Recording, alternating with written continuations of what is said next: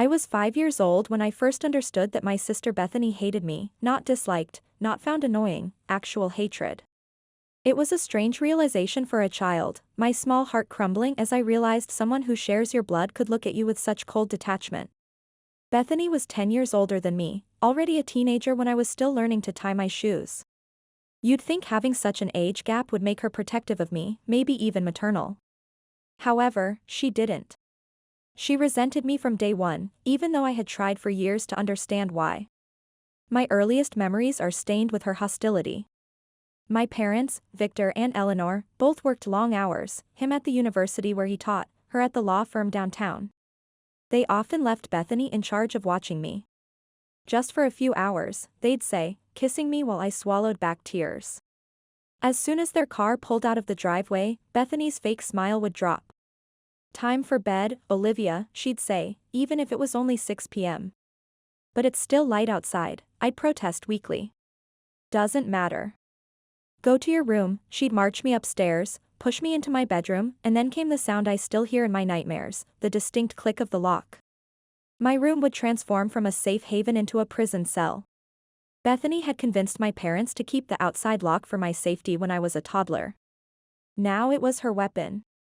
"Bethany, please let me out," I'd call, my small fists barely making a sound against the wooden door. She'd hiss from the hallway. "You need to be quiet, Olivia. You know what happens to noisy little girls, right? The monsters under the bed get hungry." I'd freeze, my heart pounding. "There's no monsters," I'd whisper, trying to convince myself more than her. "What's that scratching sound?" "I think one's waking up." She'd scratch her fingernails against the bottom of my door, and I'd leap onto my bed, pulling my feet up, convinced that something was about to grab my ankles. I'd sit there for hours, too terrified to move, too afraid to even reach for the light switch. When I'd hear my parents' car in the driveway, Bethany would quickly unlock my door and whisper, "If you tell them, I'll make it worse next time. They won't believe you anyway." But once, when I was about 6, I did tell them. My parents had returned to find me pale and trembling, with tear tracks dried on my cheeks. "Bethany locked me in my room again and said there were monsters under the bed," I said, my voice shaking. My dad's brow furrowed, but before he could speak, Bethany rolled her eyes dramatically. "There she goes again with her stories. Remember last week when she said she saw microphones in her room?" That had been a real concern after reading about surveillance, and Bethany knew it. But my parents nodded, exchanging knowing glances. My dad said firmly, "Olivia, you shouldn't make up stories about your sister. She gives up her time to watch you, and you should be grateful." Grateful. That word became a splinter in my heart, festering for years afterward. How could I be grateful for torment, for fear, for the certainty that in my own home, my word meant nothing against hers? The pattern continued for 2 more years.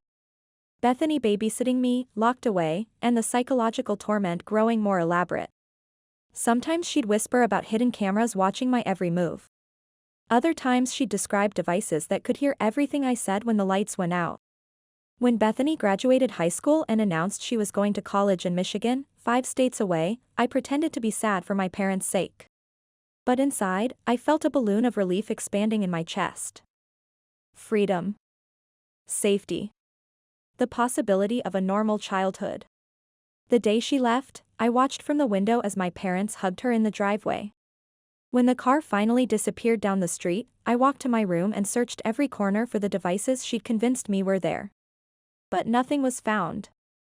No cameras and stuffed animals, no microphones under furniture.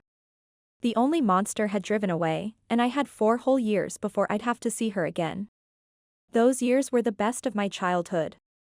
Without Bethany's constant presence, my parents and I grew closer. They weren't just academic professionals who dropped in to check my homework between lectures. They became real people with laughter and stories and weekend plans that included me. Mom taught me about famous legal cases that shaped history. Dad showed me how to conduct simple science experiments and didn't mind when they made a mess. We had documentary nights and chess competitions. It was like finally being allowed into the family I'd been orbiting for years. But the shadow of Bethany's return loomed over each holiday break and summer vacation.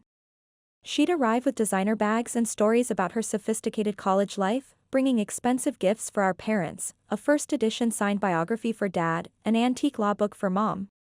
For me? Nothing.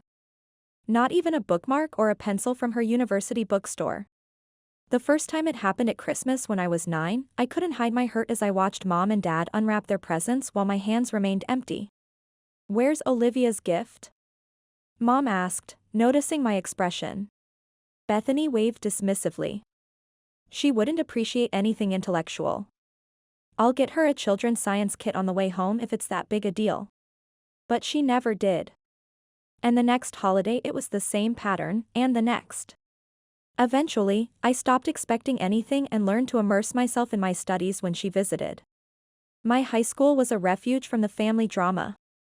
I wasn't popular, but I excelled academically, had supportive friends, and teachers who recognized my scientific aptitude. By 17, I had Princeton applications ready, a research internship at the local laboratory, and a future that seemed refreshingly Bethany-free. Then came the announcement, "Your sister's getting married in March," Mom said one night over dinner, her face glowing with excitement. "Isn't that wonderful?" "Great," I nodded, calculating in my head that would be during my spring break of senior year. I didn't love the idea of spending my vacation at Bethany's wedding, but maybe it would be a chance to finally be included as an adult family member. Maybe I'd even be a bridesmaid. The thought was both exciting and terrifying. 2 weeks later, Bethany swept into our house with a diamond ring and her fiancé in tow. Warren seemed nice enough, quiet, well-dressed, with a polite smile that never quite reached his eyes. Perfect match for my sister, I thought uncharitably. "We're planning an intimate ceremony," Bethany announced over dinner. "Actually, we've decided to have a wedding for intellectually mature guests only." The table went quiet. Dad cleared his throat. "What exactly does that mean?" "Warren and I want sophisticated conversation and academic atmosphere. No distractions." Bethany's eyes fixed on me. "No one who can't contribute to meaningful discussions." I stared back, the meaning crystal clear. "I'm starting Princeton in the fall. I've already been published in the school science journal. Rules are rules, Olivia. I'm sure you understand." I looked to my parents for support. Mom was studying her plate. Dad shifted uncomfortably. "It's Bethany's wedding," he finally said. "She gets to decide how she wants it." "Exactly," Bethany said triumphantly. "Besides, someone needs to organize the research materials while everyone's gone." I felt like I'd been slapped. They were all going, my parents, relatives from both sides, family friends, everyone except me. Left behind like an unwanted lab specimen. After dinner, I retreated to my room, fuming. I didn't cry. I was too angry for tears. Part of me wasn't even surprised. This was classic Bethany, finding the perfect way to exclude me while appearing intellectually justified to everyone else. The day of the wedding, I stood in the driveway watching my parents drive away in their formal clothes, my heart sinking.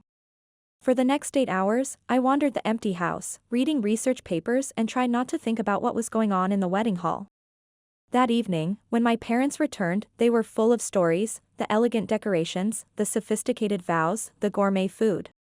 I nodded and smiled in all the right places, playing the role of the interested daughter. 3 days later, scrolling through social media, I saw Bethany posting her wedding album. I shouldn't have looked it, but curiosity got the better of me.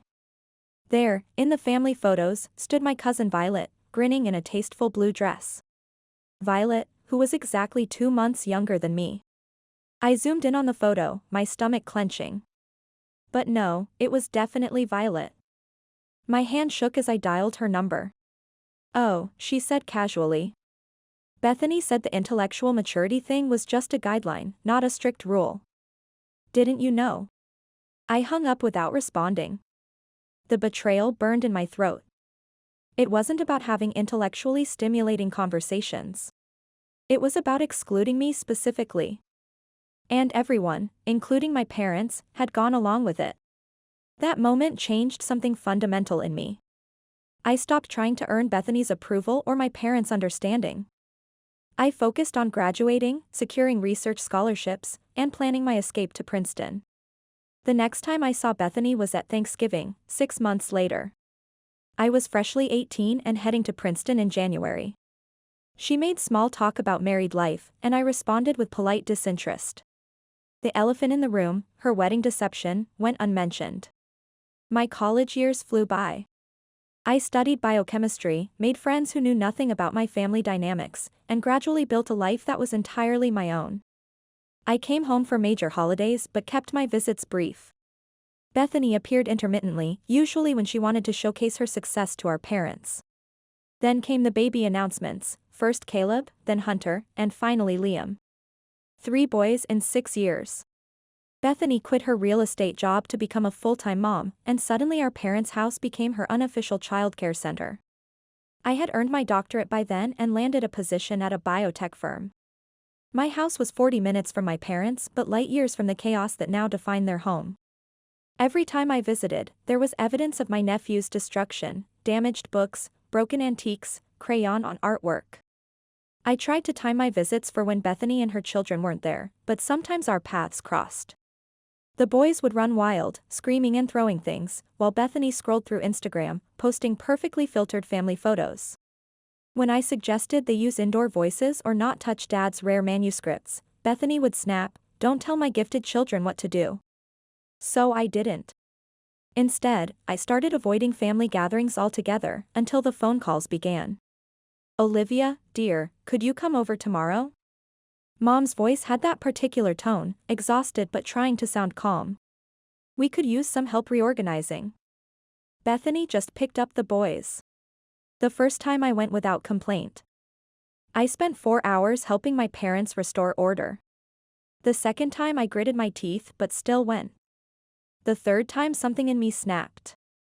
"Mom, why are you always calling me to clean up after Bethany's kids? Why isn't she doing it?" There was a long pause. "I'm sorry, sweetie. You're right. We shouldn't have asked." I hung up feeling guilty but resolute. That evening I called Bethany directly.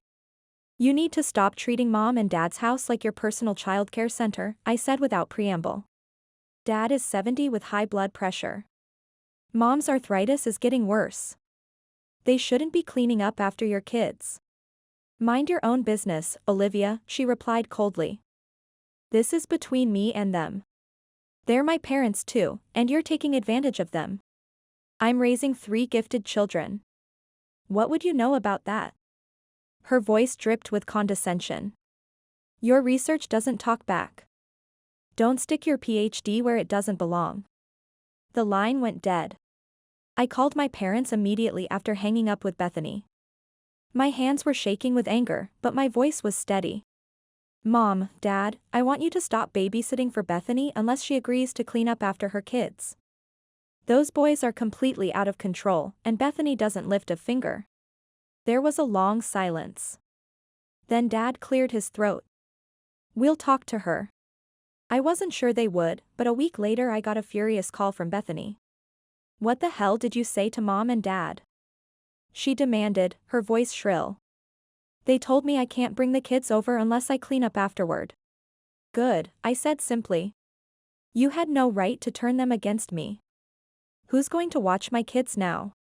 Do you know how expensive childcare is? Not my problem. You chose to have them. Take some responsibility." She hung up on me again. I later heard from Mom that Bethany did start cleaning up after her visits, not thoroughly, but enough that my parents weren't left with a disaster zone. It was a small victory, but it felt significant. For once, I hadn't backed down. Life went on. I focused on my research, earning recognition in my field. I dated casually, but nothing serious stuck until I met Max at a medical conference. He was brilliant, compassionate, and refreshingly straightforward. After years of walking on eggshells with my family, his honesty was like oxygen. We dated for 2 years before he proposed on my 28th birthday with an elegant ring and a promise of a drama-free future. I said yes, immediately, but even as we celebrated, a dark thought intruded: the wedding would mean facing Bethany again. "We could elope," Max suggested when I explained my concerns. "Hawaii. Just us." But I shook my head. "I won't let her rob me of a proper wedding." I want my colleagues there, your family, everyone, except my nephews. Max raised an eyebrow. Bold move. Your sister won't like that. I know, I took a deep breath. But after seeing what her kids did to my parents' anniversary party last month, the destroying Dad's rare books, the interrupting the toasts, I can't risk it. So I made the announcement on social media. We're thrilled to be planning our wedding for next June. Note, this will be a child-free event. No guests under 16, please. We love your little ones but want everyone to enjoy an intellectually stimulating evening. Most responses were positive. Colleagues with children promised to arrange sitters. Max's family completely understood. My post received likes and supportive comments, all except from Bethany. A week later, I went to my parents for our usual Saturday dinner. Walking through the front door, my heart sank as the familiar chaos hit me, shrieks, thumps, something breakable crashing. Bethany and her boys had happened to stop by. Caleb, now 12, ran past me with a water gun. Hunter, 8 years old, was jumping from sofa to love seat, his shoes leaving dirt marks on the upholstery. Liam, the youngest at 6, was pulling books off shelves and dropping them on the floor. Bethany sat at the dining table with Mom, calmly sipping coffee as if surrounded by perfect tranquility. Halfway through dinner, Bethany casually mentioned my wedding. I'll need to know the exact schedule so I can plan around the boys' activities. I put down my fork. The boys aren't invited. It's adults only, as I mentioned in my post. She laughed. That doesn't apply to family, obviously. It applies to everyone. No exceptions. But I can't leave them for a whole day. I'll have to bring them. I stared at her, wondering if she was truly this oblivious or just testing me. No, you won't. You'll need to find a sitter. There's no one I trust with them for that long. They're coming with me. Her tone was final, as if the matter was settled. Bethany, I said slowly, let me be clear. If you show up with your children, you won't be allowed in. It's my wedding, my rules. You're just doing this to get back at me, she snapped, her composed facade cracking, because I didn't let you come to my wedding. I blinked in surprise. What? That was 10 years ago. This has nothing to do with that. Liar. You've always been vindictive, always making up stories about me. I gestured to where Hunter was now using the curtains as a climbing rope. This is why your kids aren't invited. They're completely out of control, and you do nothing about it. Bethany stood up so abruptly her chair fell backward. Boys, we're leaving. She stormed out, children trailing behind her like destructive ducklings, leaving the usual disaster in their wake. After they left, Dad and Mom gave me disappointed looks. Was that necessary? Mom asked. You could have handled it more diplomatically. Like how? By letting her walk all over me like she always has? No thanks. Dad sighed. They're just children, Olivia. They're family. Look around you, I said, gesturing to the chaos. Do you want this happening during my vows? During our first dance? While everyone's trying to enjoy a meal that Max and I are paying a fortune for. They didn't have an answer for that. 2 days later, Bethany posted a long, self-pitying rant on social media, heartbroken that my sister is excluding my precious boys from her wedding out of spite. Family should come first, not petty grudges from the past. #family first #heartbroken mom. Instead of responding directly to Bethany, I simply commented, to clarify, our adult-only policy applies to all guests under 16, not just specific children. We want an elegant evening that all guests can enjoy intellectually and socially. What I didn't expect was the flood of comments that followed, not from our friends, but from relatives. Those boys knocked over my grandmother's antique vase at the family reunion. They pulled the tablecloth off at Thanksgiving and shattered my heirloom china. One of them bit my daughter during the Christmas party while Bethany was busy taking Instagram photos. Bethany deleted her post within hours. The weeks leading up to my wedding were a blur of final arrangements, dress fittings, and nervous anticipation. Bethany had gone suspiciously quiet after her social media backfire, no calls, no texts, no more complaints to our parents. The silence made my stomach knot with anxiety. That's when my phone rang. It was Violet. "Olivia, I need to tell you something," she said, her voice low and urgent. "I was talking to Jen yesterday, you know, Bethany's friend from Princeton, the one who was her maid of honor. According to Jen, Bethany is planning to have the boys accidentally spill red wine on your dress during the reception, and Caleb is supposed to push over your wedding cake." Jen felt horrible about it and confided in me. After I hung up, I sat in stunned silence, my hands trembling. Even for Bethany, this was a new low, not just ignoring my wishes but actively plotting to ruin my wedding day. I told Max, expecting him to be as shocked as I was. Instead, he was eerily calm. "We'll hire security," he said simply. "Give them pictures of Bethany and the boys. No drama, no scene. They just don't get in." We hired 2 security guards from a professional firm, gave them photos of Bethany and her children, and instructed them not to allow them past the entrance under any circumstances. The morning of my wedding arrived with perfect blue skies. As my bridesmaids helped me into my dress, I felt a surprising sense of calm. Whatever happened with Bethany, I was marrying the man I love. That was what mattered. The ceremony was scheduled for 4 p.m. At 3:30, my phone buzzed with a text from security. "Subjects have arrived with 3 minors. Proceeding as instructed." I took a deep breath and handed my phone to my maid of honor. "Don't tell me anything else about my sister unless the building's on fire." The ceremony was beautiful. Walking down the aisle toward Max, seeing his face light up, in that moment, Bethany didn't exist. We exchanged vows under an arch of white roses, and when the minister pronounced us husband and wife, the applause felt like a release of years of tension. It wasn't until the reception that reality intruded. Mom appeared at my elbow as I greeted guests, her face tight with anger. "How could you?" she hissed. "Your sister is outside in tears because those guards you hired wouldn't let her in." I kept my smile in place for nearby guests. I made it clear children weren't welcome. She chose to bring them anyway. Their family, Olivia. What do you expect her to do with them? The same thing every other parent here did, find a babysitter. Mom's eyes filled with tears. "Your dad and I are going to take her home. I hope you're satisfied with yourself." I watched as they slipped out, choosing Bethany yet again. It hurt, but less than I expected. Perhaps I'd been preparing for this moment my entire life. The rest of the reception was perfect. Our friends danced, relatives shared stories, and Max's grandmother taught everyone a folk dance that had us all laughing. Our cake remained upright, my dress stayed pristine, and no one threw food or climbed the curtains. 2 days after we returned from our honeymoon, I decided to call my parents. I thought they deserved to know why I'd hired security, to understand I wasn't just being vindictive. "Mom and Dad, there's something you should know. Bethany was planning to have her kids ruin my wedding. Violet found out from Bethany's friend Jen that she was going to have the boys spill wine on my dress and knock over the wedding cake." The silence on the other end was deafening.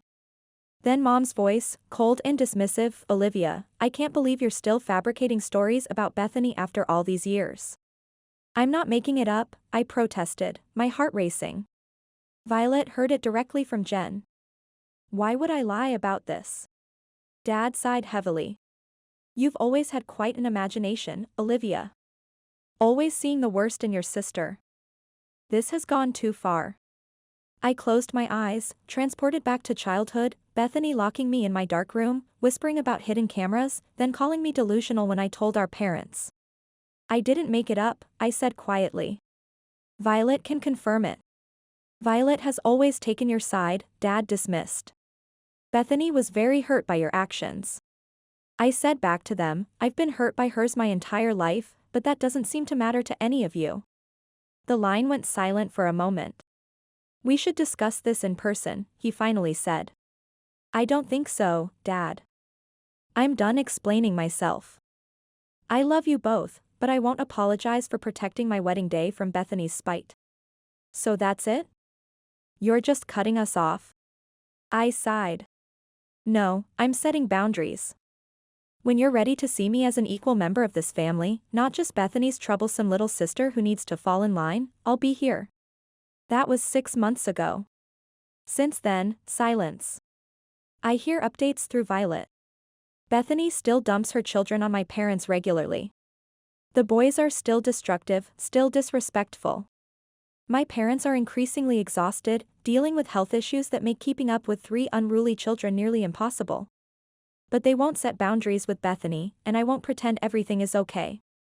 Sometimes I dream about reconciliation, Sunday dinners where everyone behaves civilly, holidays without tension, my parents finally seeing the pattern that's been clear to me since childhood. But dreams aren't reality. The reality is that Bethany was right about one thing: I was a dreamer as a child.